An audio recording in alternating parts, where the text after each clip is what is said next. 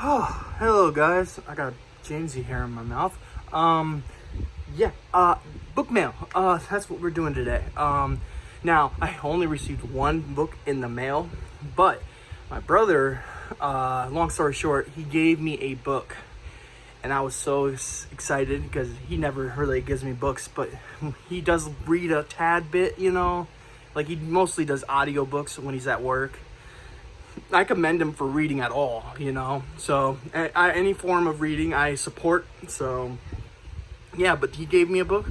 So I got two books in the mail today. And right next to me is my books that I'm packing. I have my autographed books, which were so many that it had to fit in two boxes here. And then I got my coming of age book in this huge ass box right here. So yeah, it's a lot of books.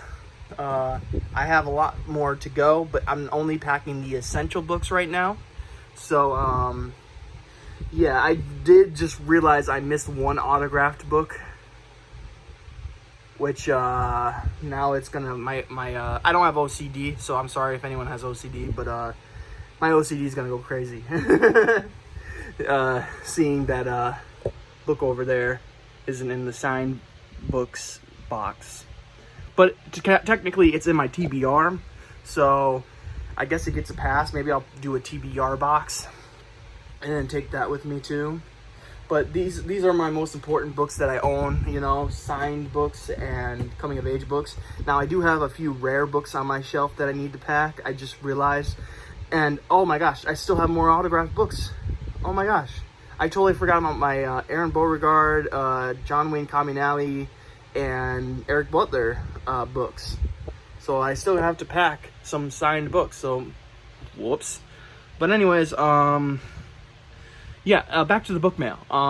Sorry, I'm all sweaty and I got the fan on, so I apologize. But, you gotta do what you gotta do in the summer. So, anyways, the two books I got here, I'm gonna show you the book I got from my brother first.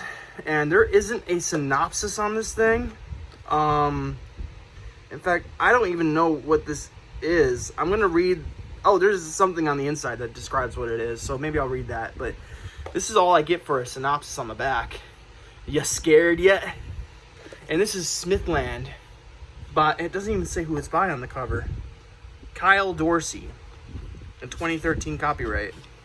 Now, I'm gonna read what it says on the front, because I'm guessing this is the synopsis, and unless this is a spoiler warning or something, I don't know. But let me read this really quickly, and then we'll move on to the next book. So here we go.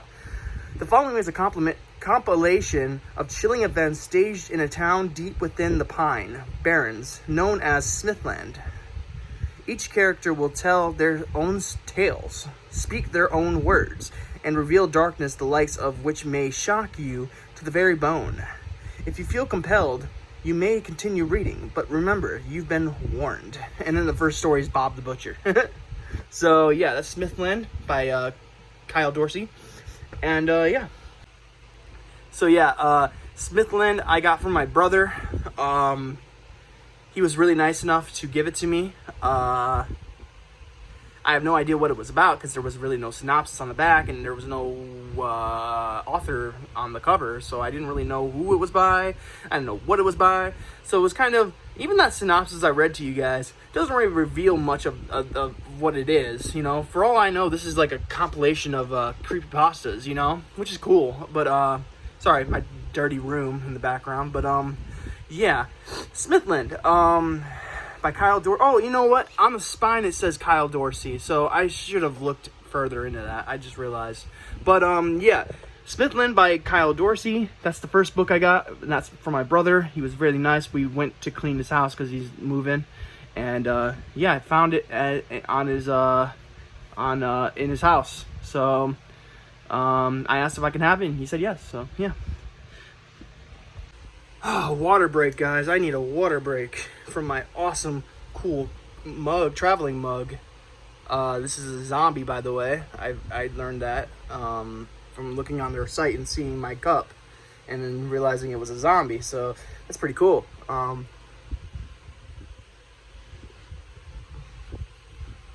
That's some high quality H2O right there, straight from the sink. And anyone who lives in California or Texas, I apologize for that statement right there. Yes, Michigan has some quality ass sink water. I know that sounds weird and you probably will make fun of me because of Flint or something, but honestly, Michigan has the best water. Like, we get it right from the Great Lakes. It tastes amazing, filtered perfectly to perfection. And I know Californians' water, it's nasty. Like, you can't drink out of the faucet in California, at least from where I lived. And so yeah. But back to the book mail. The next book I got is a Harlan Ellison book. And it's I Have No Mouth and I Must Scream. I don't know if this is just the one story, the title story, or if this is a collection of stories. I'm not really sure. I'm sorry for the very close up right there. Okay, yeah, this is a collection of stories. You have an introduction, then you have a forward, and before all that, you have Echoes of Screams, which I have no idea what that is. But anyways, it continues on. Page 1, the technical page 1, is I Have No Mouth, Then I Must Scream, which is 22 pages long. Then Big Sam Was My Friend, Eyes of Dust, World of the Myth, Lonely Ache, that sounded Canadian, sorry. Delusion of the Dragon Slayer, Pretty Maggie Money Eyes, at least I think that's what it said, and that's it. So, I'll be honest with you, I got it for the title story. I hear it's, like, really good. I actually originally thought I Have No Mouth and I Must Scream was a Thomas Ligotti story.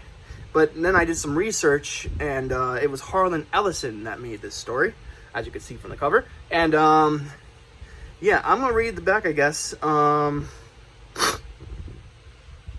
sorry, that was gross. I might cut that out. But, yeah, here we go. By law, one cannot copyright a title. If someone were stupid enough to do it, novels could be written and published with such titles as Moby Dick, Alice in Wonderland, and Gone in the Wind. But also by law, ownership of a title can be guaranteed if it can be proved that the original author has established such a connection with the title that any duplication would infringe that linkage. How famous is the most famous of all Harlan Ellison's books?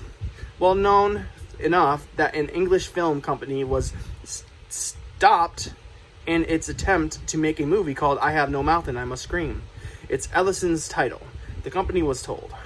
For more than 16 years, this work has been considered a classic and imaginative fiction. Isn't it about time you found out why? Discover why no one who has read this story has ever been able to forget it. Ooh, that gives me goosebumps. But yeah, that cover is amazing. I actually ordered this from Amazon. It was a used book, so I did not know if I was going to get this cover. But I was happily surprised when it came in the mail, and it was wrapped in bubble wrap and cardboard. And yeah, it came out looking great. I mean, look at the spine. It's not even cracked at all. Doesn't smell like cigarettes. Oh, it's so awesome. Yeah, Harlan Ellison's I Have No Mouth and I Must Scream. And like I said, this book, in this particular story, I'm gonna set the book down and switch arms because my arm's getting tired. Oh, I got noodle for an arm. But anyways, no muscles here, man. It's just noodles and fats. That sounded so stupid. Anyways, I Have No Mouth and I Must Scream. I haven't read it yet, so I hear it's about this machine, and it basically it's had enough of humans' bullshit. Like, humanity's bullshit is just at an all-time high. And the computer is sentient and is angry that it's even alive in the first place, so it's punishing human beings. That's all I know. I cannot wait to read this story. It's only 22 pages. I actually thought it would be a little bit longer than that. But I obviously knew that it wasn't going to be the whole book, you know? I knew that it wasn't like a huge story. I originally went in knowing that this was a short story because I think I saw this on like Most Compelling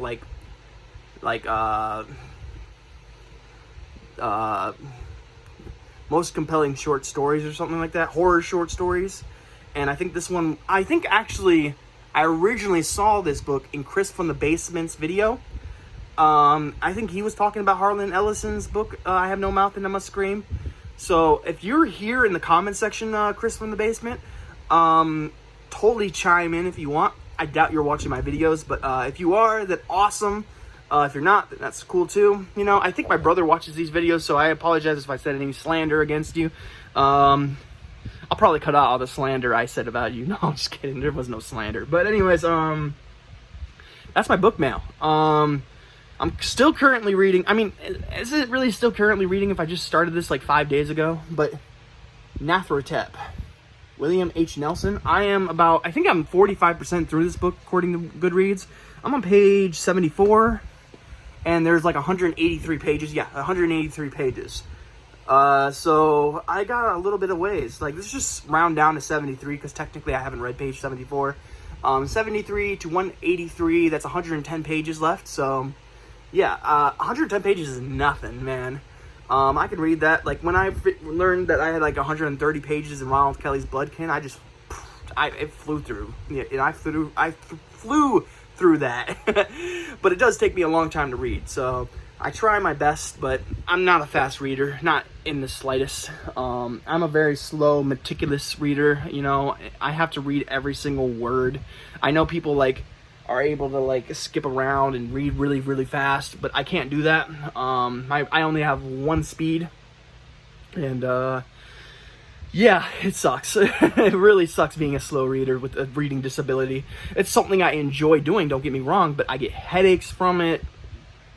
It takes me an hour to read approximately 25 pages. So that just gives you a little insight to when I do find time to read, that's how much I'm reading, you know?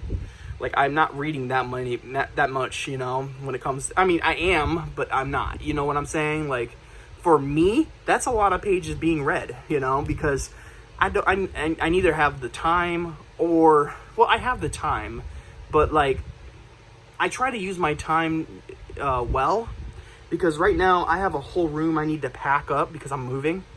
You guys don't really care, but I'm moving to Whitmore Lake in Michigan. So it's like an hour away, and it's actually kind of good news because I just met a girl and she lives 25 minutes to where I'm moving to.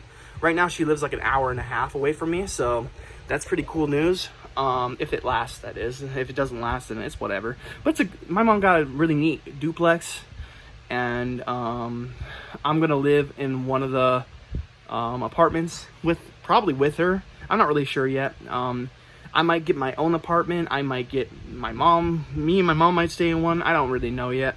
I don't know. I'm just happy for this opportunity to have a roof over my head, because if you know anything about me, I had some moments in my life where I did not have a roof over my head, and those times were pretty sucky, to be honest. So I'm really happy for the opportunity. You know, I know people are like, you should move out from your mom's. What are you, 28 and still live with your mom? That's crazy. I know. I moved out. I worked for 6 years. I got stressed out and I hit my breaking point, and not to be too personal, but I tried to commit suicide. And I don't want to get to that point again. So I'm going to take what was given to me, and I'm going to ride with it, you know? One day I will move out, you know? But right now I'm focusing on my writing, my reading, and my business.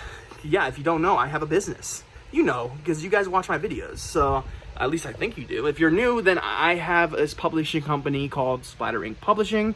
Very cool company. It even has a really cool logo. And I fought for the title. It's an official business. Like, it's not like one of those fake businesses that people make up, you know, to sell their shit. Like, this is like a legitimate business. Like, I have a business title and everything, you know. I own the publishing name. It's trademarked. So, well, maybe not trademarked, but it's an LLC, I think it is. Licensed legal content. I don't know. I don't really know. I'm talking on my ass right now. But yeah. I kind of went on a tangent, didn't I? I don't even remember what I was originally talking about. But yeah, my license. I got everything I need for my business. And yeah, I got a lot going on, basically, is what I'm trying to say. So reading is slim, you know. When I do get to read, I read as much as I possibly can. I am not a fast reader, though. I'm a better listener than I am a reader. So, like, audiobooks, I listen to 1.5. I know some people are going to say that's slow, and I congratulate you if you can read faster than 1.5. My brother reads at listens at 1.3 or 1.2, one of the two. And I think that's impressive, you know, because I am a solid reader, and I read like every single day almost. So to hear that my brother's listening to my brother's super smart. I don't mean to toot his horn or anything like that, but like he's like super smart, and of course he's gonna have a really high reading speed, you know. But yeah, he's not like a reader like I am, but at the same time he's already reading, like listening to audiobooks at 1.3. So I think that's pretty talented. He just texted me. That's funny. I guess he got some ringing in his ears or something like that, because he was like, oh, Nick must be talking about me. But anyways, yeah, he's a good reader, even though he doesn't know it. I mean, 1.3 he's listening to on Audible. I think that's pretty talented. I mean, he's a pretty talented guy. So, not to like, you know, I'm proud of my brother. I think that's okay to be proud of your brother, right? I'm really proud of my brother. He's gone through so much shit lately, and I feel so bad for him. But he's doing really good, and he's muscling through it all, and I'm very proud of him. He's a really good dude. And he deserves to, not deserves the way he's going through, but he deserves, some appreciation, you know? So, yeah, I'm really happy that he's talking to me again. Sorta. I mean, it comes and goes, you know. He's busy. He's got a life, you know. He's working 2 jobs. That's more than I'm working, so I'm not working a job. I did just apply to a bowling alley, but they're only hiring for cooks, and I don't want to be a cook. That sounds almost as stressful as what I was doing at a factory, so, you know, I don't really want to do that. Plus, there's a lot that goes into cooking, you know. I don't want to poison somebody or someone yelling at me because the food sucks. I don't want that. So, I don't really want to be a cook. But, unless the expectations are very low, like it's a really bad restaurant or something like that, I don't really want to work as a cook. But, anyways, I'm all stuffy. I don't know why. But anyways, I gotta continue packing books. Then I gotta go help my mom and, her fiance. I actually should be helping them actually right now instead of making this video. But I just wanted to make this video because I got 2 books and I wanted to talk to you guys. So I probably should live stream soon. I haven't live streamed in like forever. It would be nice to live stream with you guys. Not like anybody would show up, you know. I would probably just schedule one and then like hype it up and then do it. But I like to do them spontaneously, you know, and see who shows up, because that's always fun. But yeah, I might do that soon. I don't know. I'm a little hyper because I just drank an energy drink, and I haven't had an energy drink in like forever. So, but I'm losing a lot of weight. So I'm really excited. I'm at 288, and I keep going. I keep bouncing up from 288 to 293, and it's been like kind of like my own personal hell. But as soon as I get that CPAP machine, I'm gonna get more rest, and I'm not gonna feel like the need to eat and sleep all the time. You know what I'm saying? So yeah. Is there anything else I need to talk about? My writing. Let's talk about my writing real quick. It's going. I just got a new idea. I was watching this Human Chimera video. It was a Tales Foundry video, and I love their content. They produce some great writing videos and writing tip videos. So go check them out if you're a writer. Hell, go check them out if you're just a reader. You know, it's really it's really telling. Like it gives you a lot of information that is useful. So, you know, I just watched their Human Chimera or whatever it's called video, and then I watched another video which was kind of similar. I think it had to do with zombies. So it inspired me to write a story, and I'm currently already writing a story. So I hate when I get an idea while I'm already writing out a story. But yeah, it's a really good idea though. And I already have a story that's similar to it, so I'm just going to combine the two stories and basically mold it into one until it makes sense. But it's a great story. I don't want to give you any information on it because I think it's such a good tale, and I'm sure it's been done before, but I don't want to tell anybody about it and then someone go write a story about it and then me feel like shit for not hopping on this story fast enough. So I'm not going to tell you guys about it, but just know it's a lot like Kathy Koja's. I haven't read this book yet, but it's a lot like Kathy Koja's what was it called? Cypher. The Cypher. It's the one with the guy. The guy's name is Nick. I think that's so cool. I gotta read that book soon. But Nick has a hole in his hand, and it basically it's like another dimension or something like that. I'm not really sure, but I hear it's really cosmic horror-y. That's not really a word, but you know what I mean. And not saying that my story is just like that. No, it's not. It's different in a lot of ways, but it's kind of the idea of what it is kind of the same. So that gives you a little bit of a hint, I guess. It's not like totally the same. Like it's not like infringing on or not infringing, but it's not like jacking an idea. It's just I watched that Human Chimera and zombie video, and it really influenced me to write this story. I haven't even written it, but I wrote the synopsis down, just a quick synopsis. It doesn't give away anything. It's like a synopsis you would read on the back of a book, you know? That's basically what I have written down. I got to write some ideas down soon, but I don't know what to call it, you know? I'm having trouble. I was going to do The Belly of the Beast, but then I was like, that's too cheesy. So I don't know. We'll see though. But anyways, I'm also writing Bloodsap, which is a Michigan logging story set in the 1890s, 94 to be exact. And it's about these logging guys who run into a tree with a symbol on it.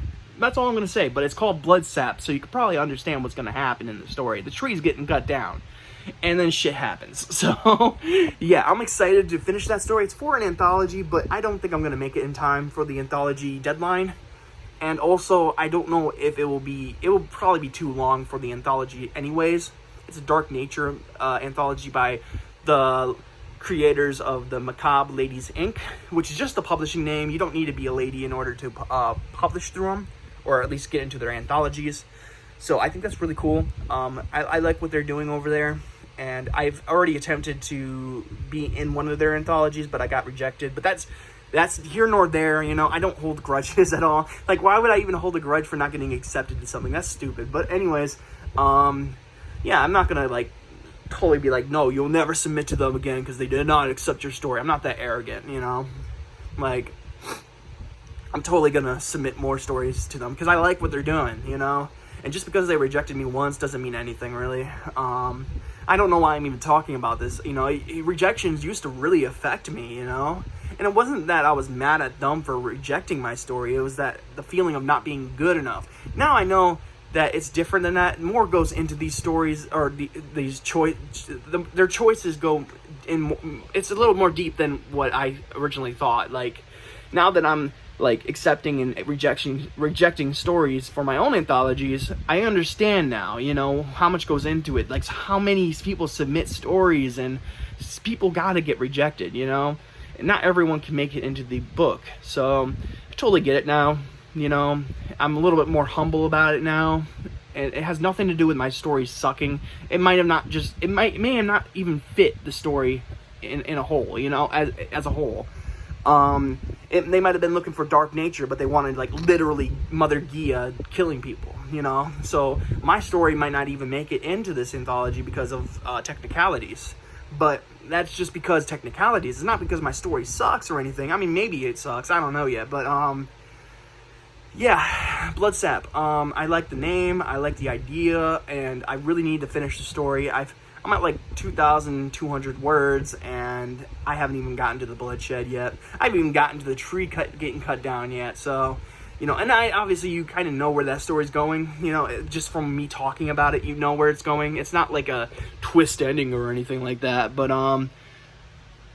yeah, I'm writing this I'm writing, I'm trying to make like characters, like it's so hard to write characters, like write a like really like felt like, you know, like I make you feel for characters in such a short period of time. You know what I'm saying? Like it's hard, you know. So I'm doing my best to make these characters like either you hate them or you really love them, you know.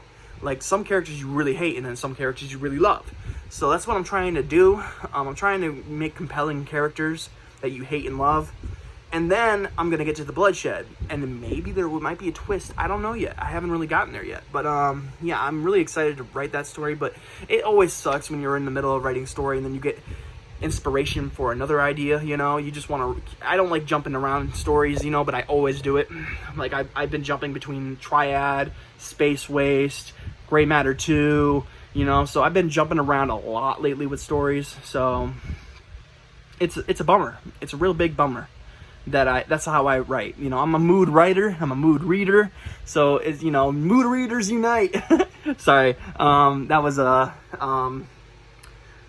kind of a reference to a reference to an older video. Not even that old, but it was a recent video actually. Harpies in the Trees commented. I was so ecstatic that she commented on my video, but yeah, she said that yeah, mood readers unite and stuff like that, and I was like, yeah, I'm gonna use that in the video eventually. So yeah. But anyways, yeah, that's what I'm writing. Gray Matter 2 is still in the works. I feel like it needs 1 or 2 more stories. I don't want to release something that you've already read, because there is 2 stories in this collection that you've probably already read, if you've read anything by me. Because The Woman Shrouded in Flies will be in this collection, and Field of Fiends will be in this collection. So I don't want to make this huge book and no one buy it because they've already read 2 of the stories, you know. So I'm trying to pack it with stories, you know, and trying to get over that 100-page mark again. I already like 2 of the stories that are not the main stories, you know, like The Woman Shrouded in Flies and Field of Fiends. I wrote one called The Brain of Ivory Banks, which is really good. And then I wrote a story called Vampires Bowl Free, which I think is a kind of a horror comedy, but it's not really funny. You know, it's like really bad humor. But yeah, I think I did a pretty good job with those stories. And then I have another story. I forget what it's called though, but there's 5 stories total so far. And then I'm thinking about putting the Chilean Centipede in there, which is an older story I wrote a long time ago. It was one of the first stories I ever started working on, and I've changed the ending like 3 times. So I think I'm gonna put that one into the collection. So somebody, like, I think only 2 people bought the original Chilean Centipede book. So it's gonna be cool to see if anyone wants to read that story. I'm pretty sure that people are gonna skip it, but yeah. I worked really hard on it, so, and it has a pretty cool ending, so, you know, yeah. Oh my god, my arms are noodles. But I've been talking for almost 25 minutes, 24 minutes, and I really don't have much to talk about now. I've already told you about my writing, my reading, the books I got, so, and I even talked about little other things, but yeah, I gotta get back to packing. I got a lot of books to pack, and I'm only packing the essential books, you know, which is kind of sad, because I have a lot of books that I can't bring with me, and I'm actually kind of worried that some of the books are gonna get damaged. But like I said, I'm bringing all the books that are very important to my heart with me, so they don't get ruined. And yeah, so, you know, I already got my coming-of-age bookshelf, which is very important to me because I'm collecting coming-of-age stories. You know, it's my favorite subgenre, so I collect them. Then I got my signed books, and I don't really have that many cosmic horror stories, but I love cosmic horror. But yeah, I got a bunch of signed books I still got to pack, and then I got some rare books I need to pack. So yeah. But anyways, I hope you guys are having a great day. Yes, I'm saying goodbye. I hope you have a great night, or a spooky night, I should say. And that's the end of the video. This is a really jacked up outro, but yeah, peace out, guys.